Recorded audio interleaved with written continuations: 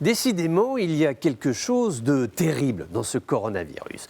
Comme si le monde, qui est notre monde, théâtre fiévreux de nos ambitions de puissance, parfois aussi d'impuissance, planète ronde où nous clamons haut et fort la suprématie du genre humain, tout se passe comme si cette époque n'était qu'un château de cartes. Le colosse de Rhodes, de son vrai nom Hélios, le dieu soleil qui se rêvait en or, mais qui, du haut de ses 30 mètres, est tombé en raison d'un tremblement de terre cassé en 1000 morceaux, séquence de la mythologie dont nous avons retenu la magnificence, mais nous avons oublié que ce qui a fait chuter ce colosse de Rhodes, eh bien c'est la terre et personne d'autre. La nature ne fait que nous héberger. Parfois, elle choisit, parfois, elle décide, elle interfère nos destins. Ici, le virus de la Covid touche l'exécutif américain. Donald Trump testé positif à la Covid-19, ainsi que son épouse. Il aura suffi de 2 tests pour que le peuple de la première puissance du monde s'interroge sur l'élection présidentielle.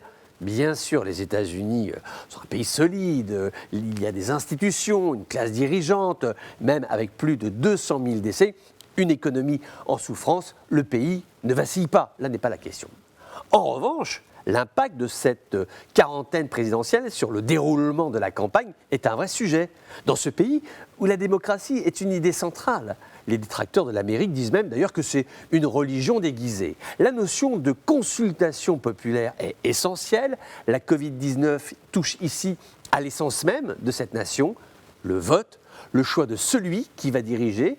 Ce n'est pas une notion à prendre à la légère, qu'un pays comme les États-Unis en vienne à se demander s'il va pouvoir organiser normalement une élection présidentielle. Le simple fait de se poser cette question est en soi une remise en cause.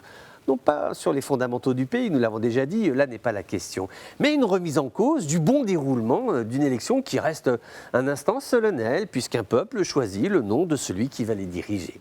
Ici, avec une multitude de questions, quid des prochains débats télévisés, les meetings de campagne, les mains que l'on serre lorsqu'on est candidat à la fonction suprême, autant de questions sur la gestion des affaires courantes qui concernent bien évidemment le vice-président. Heureusement, il n'y a pas de vacances du pouvoir puisque Mike Pence est là, il est en situation, tout va bien à la Maison-Blanche, mais malgré tout, ces 2 tests positifs sont des messages qui nous sont adressés à nous collectivement, puisque la Covid-19 s'attaque à tout le monde.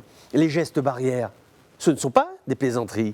Le coronavirus n'est pas une plaisanterie. À ceux qui en doutaient encore, la preuve par A plus B vient d'être apportée.